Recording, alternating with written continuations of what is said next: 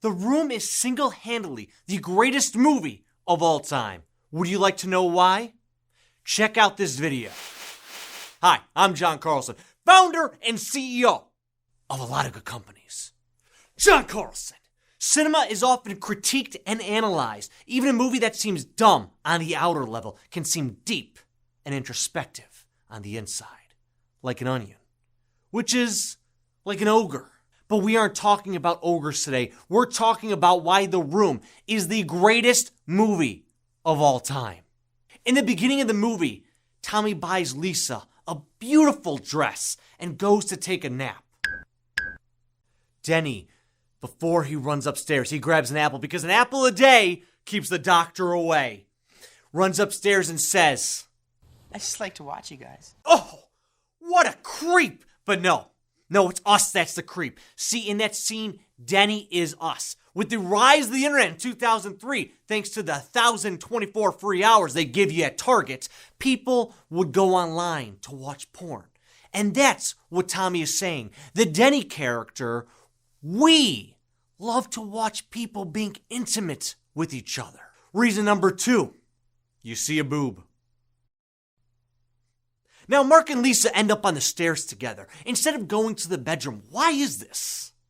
Well, the stairs is a metaphor for the corporate ladder, and we all want to climb that ladder to get to the top. But as we climb that ladder, we realize halfway, you know what? I can ride the rest of my life out here. Literally. Now, when John Carlson, it's a habit. When Johnny gets the flowers, he goes up to the owner, but she doesn't recognize him. How is this the case? Well, it's because we wear masks in public, hiding our true selves from the world. Can I kiss you? I think this one explains itself.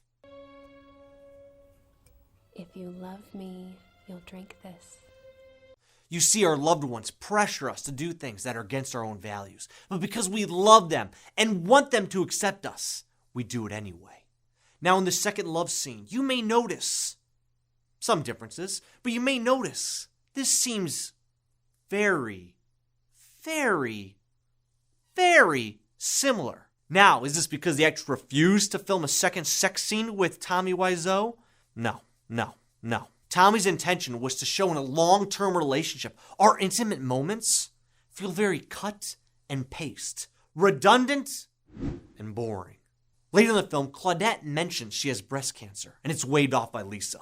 You'll be fine, she says, and it's never brought up again. A random plot point that goes nowhere, or a deep look at how our society and how we treated breast cancer at the time. I mean, the NFL didn't start wearing pink ribbons to support until 2009, 6 years after this film was released, by the way. Think about it. Now, Mark tells a story about a girl who cheated on her boyfriend and got beat up for it. And Johnny laughs. Why does he laugh? Does he think the abuse is funny? Maybe. Or maybe it's because he's nervous. He's hearing about a woman who cheated and the boyfriend hit her. And now Lisa accused him of abuse, and Mark is asking questions about women cheating. See, Johnny is nervous and scared that he'll become the man in Mark's story. And then later, when Denny professes his love for Lisa to Johnny, he mentions that she's beautiful and she looks great in her red dress. That's it. Think about it. We see a celebrity or a model and fall in love with them, but we don't know the first thing about them. In a deleted scene in the Meg, Jason Statham went down to the Mariana Trench and he found a Meg? No, it was The Room, because this movie's deep. I've seen this before, but just want to reiterate this. When Mark comes to play football, toss the old pigskin with the boys. Mike mentions underwear, and then Mark knocks him to the floor with the football. It's because he's worried he forgot his underwear at Johnny's and he's going to be found out. That's what he thought the story was going to be. Because remember, he wasn't there for the beginning of it. So he thinks to himself, how can I get out of the situation? How can I remove Mike and myself and change the subject completely? Now, in this next scene, Claudette complains to Lisa that Johnny denied giving her friend money and is upset that Johnny isn't being supportive. How many of us have family members that try to freeload off our hard work?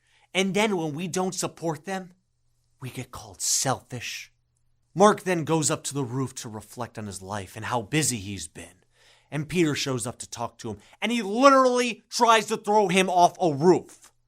And then Peter just forgives him, like the love interest in a romantic comedy. Why is this? No matter what our friends do, even if they're wrong, we will always support them and tell them it wasn't their fault. The other party is at fault and they should be blamed. And that's exactly what Peter does with Lisa. Moments before with Tommy, Johnny, he mentions, Lisa cheating on you? This cannot be the case. Where then when he's up on the roof, he goes, Lisa, she's a monster. Why does Mark shave? Is it to look good for the wedding? Or is it because a man clean shaven in a suit looks pretty frickin' good? Or could it be that he's trying to shed his mask of sins? This movie makes you think. Anyway, how is your sex life? We're so consumed with the love lives of others instead of focusing on our own. When this random new guy shows up accusing Lisa for what she's done, is this because the original actor for Peter had other work and didn't want to be a part of this film anymore? Possibly. Or, and most likely, is this a continuation of people wearing masks? As before, Peter played nice in front of Lisa, but now he is outright accusing her of her actions, thus removing his mask. Now, I've seen this movie over 33 times and analyzed frame by frame. But even the eyes of John Carlson don't catch everything. So if you've seen something in the room that means more than what is perceived, leave a comment down below. Make sure you subscribe and hit that bell to be notified. And we'll see you in the next one. John Carlson!